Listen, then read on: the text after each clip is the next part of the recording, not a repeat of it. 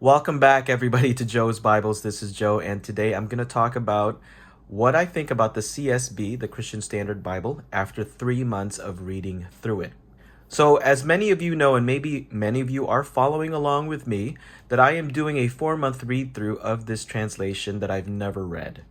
We have just completed month 3 of the 4-month read through, which means we're done with the major prophets. I'm going to share with you some of my thoughts up to the major prophets. The bad. Here's the thing I didn't really like and I didn't care for. I didn't like the way that they translated, "This is the Lord's declaration," or "the Lord's declaration."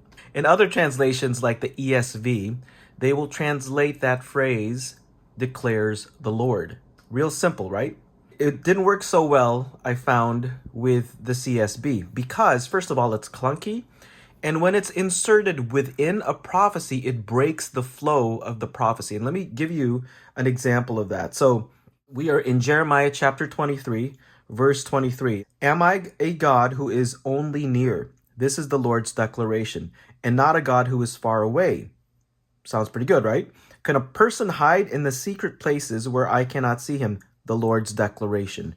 "Do I not fill the heavens and the earth?" The Lord's declaration. To me, it sounds so choppy. The Lord's declaration. The Lord's declaration. And I understand what the translators are getting at and what they're saying. But it just sounds so much smoother in the ESV. Here, let me share that with you. "Am I a God at hand, declares the Lord, and not a God far away? Can a man hide himself in secret places so that I cannot see, declares the Lord? Do I not fill heaven and earth, declares the Lord?" So that sounds so much smoother, in my opinion, than the way that the CSB phrases it, the Lord's declaration, the Lord's declaration. Let me share with you now the good and what I found really helpful. The CSB I've heard get criticized that in the poetry section, it's not poetic and it's just not the way that it would sound in the King James. And I get that, I understand it. But there's an advantage to the way the CSB translates poetry the way that it does, because it's really clear and understandable. And I think this is where the CSB shines above more formal translations. Let me give you an example.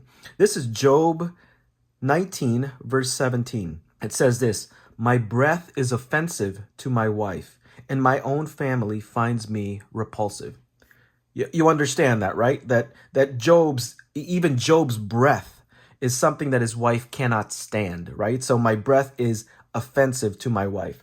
Let me share with you how the ESV translates that phrase. Job 19, verse 17 in the ESV, it says this: "My breath is strange to my wife, and I am a stench to the children of my own mother." I think it sounds better in the CSB. "My breath is offensive to my wife, and my own family finds me repulsive."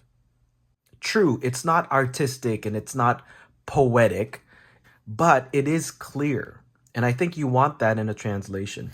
Anyway, that is my 3-month impression of the CSB, the bad and the good. Here's the big overall picture again. I really love this translation. This translation has my attention. I love it for its clarity. I love it because it is simple, but the thing that every Bible reader wants is clarity and being able to understand the meaning of the text. Now, here is true confession. I'm already in the New Testament, and I'm going to give you an early sneak peek after I do my full 4-month read through. The CSB really shines in the New Testament.